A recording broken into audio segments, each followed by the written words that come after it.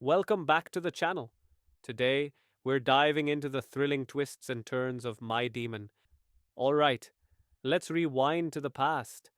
Guwon, as we've just learned, wasn't always a demon. He was once Seo Yi-sun, a wealthy Joseon nobleman who seemed to have it all. That is, until he crossed paths with the stunning Gisaying Wolsham.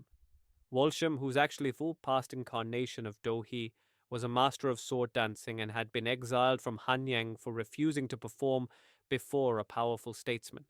Initially, Wolsham is skeptical of Yi Sun's advances. After all, she's a Giseng and he's a nobleman, worlds apart. But Yi Sun, with his soft heart and genuine affection, manages to break through her defenses. Their romance starts to blossom, despite their social differences. Things heat up when Yi Sun dives into an icy river to retrieve Wolsham's lost shoe. She's touched by his gesture, and their connection deepens as they spend more time together. Yi Sun, in true romantic fashion, confesses his love, but Wolsham is practical. She knows that their different social standings make a future together nearly impossible. Determined not to give up, Yi Sun finds hope in the newly introduced Catholic texts, believing it offers a way to escape the oppressive Confucian social hierarchy. They exchange loving glances over prayer books, and Yi Sun vows to return from Hanyang, where he's headed to complete his exams and marry her. He leaves Wolshim with a small silver cross, a necklace that Gu Won still wears to this day. But as Yi Sun departs, disaster strikes. His father, enraged by his association with the Gesayang, stirs up anti-Catholic sentiment. Persecution spreads like wildfire, and Wolsham is chosen as a scapegoat. Despite her brave refusal to implicate Yi Sun, she's executed. Yi Sun arrives too late and is consumed by rage. In a frenzied attack, he slaughters everyone in sight, friends, family, and community members, before taking his own life. His final act is a vow to defy heaven itself. In his final moments, Yi Sun rejects heaven, leading to his transformation into a demon. Guwon, now a demon, confronts God, questioning why his faith was rewarded with such misery. God, with a sinister grin, explains that faith is dangerous. Guwon's grudge against humanity, combined with his new demonic nature, made him a perfect candidate for eternal torment.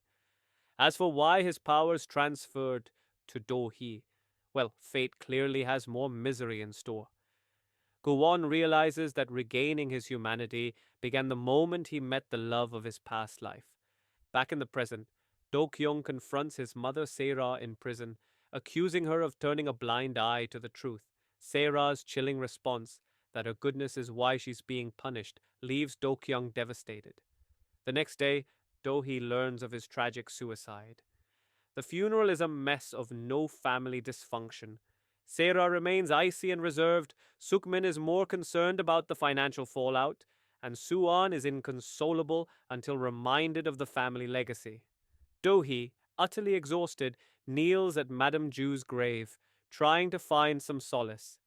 Now let's shift to the Sunwol Foundation's press night.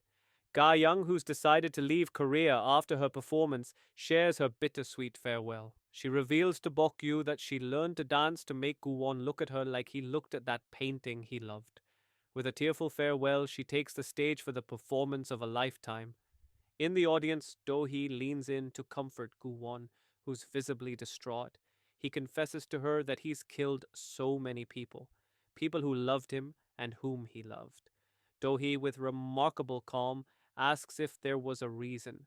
Guwon admits he's not sure, but is haunted by the sacrifice of his beloved Wolsham. Despite the pain, Do-hee reaches for Guwon's hand. At first, he flinches, but then he finally accepts her grasp. As butterflies flutter across the stage, Guy Young glances up and smiles through her tears. And then we get a final jaw-dropping flashback. We see that on the night of the crash that killed Do-hee's parents, Madame Ju saw none other than Guwon through the broken car window. Was there a deal made? Did Madame Ju strike a bargain to save Do-hee, with the crash being an unintended consequence? The truth remains elusive, and it's clear that the road ahead is still full of twists and turns. The show has expertly set up these dramatic revelations, and I can't wait to see how our heroes navigate these challenges.